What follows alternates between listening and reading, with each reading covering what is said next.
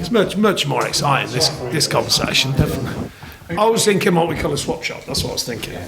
Not in the colours, just tis was. That was a shot. That's good. See, that was more... The Phantom Flinger. The Phantom Flinger. Right, I suppose I've got to do some work. I suppose we should, really. Seems like at least 2 weeks since we're here. I know, it's bizarre, isn't it? Sean, how are you? Good, thank you. We're good. Let's start with the injury situation. How's your squad looking? Ben Gibson's got to see a specialist, just about a sort of groin sort of ache and pain that he's had. So we'll find out more on that one. Stephen Defoe's doing really well. He's been with us for over a week now on the grass, literally training with us every day, which is a start point, a very good start point. He's looking well, feeling well. So he'll start a games programme, we're hoping, next week if all goes to plan. I say a programme, it won't be one game. He'll need, a couple of games to build into it, and certainly building up to at least the 90 minutes. He's kind of in the midway through a pre-season, if you like, in front of it fitness-wise, but obviously through his injury to make sure he's well.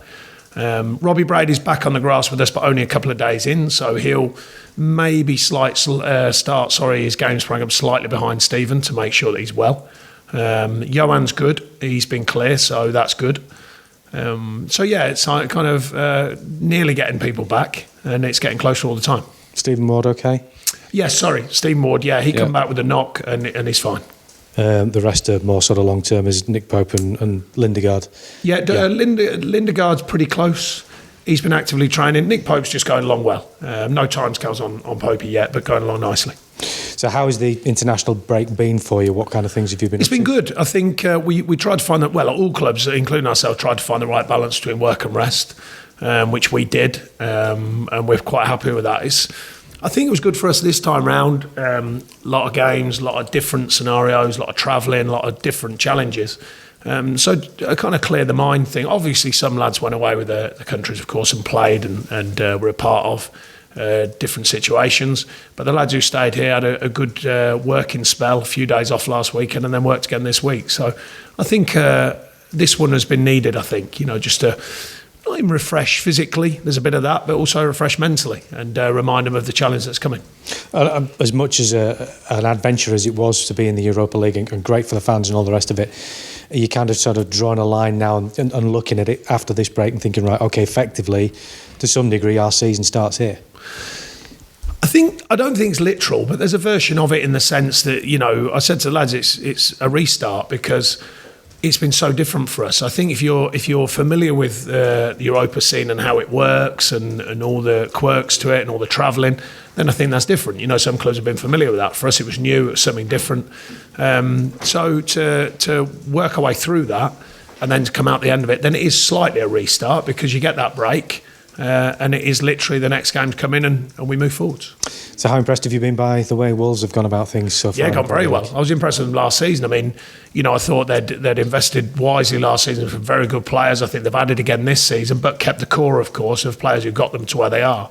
They look like a good outfit to me. I think they've got a good mixture of some real talented players, but also some pace, and they've defended well so far this season. So, I think it's yet again another strong side who's come up and invested in the side, which makes it an even bigger challenge. But, it's fair to say they still are new to it as well, though. And it is different. The more games you play in the Premier League, as much as you get more experience, the novelty aspect can wear off. I think it's hard playing these teams early because everyone's really up for it and there's that new feeling. I think that, as the season grows, or certainly in my experience of our side, it gets different. Around the Christmas period, going into the New Year, it's different.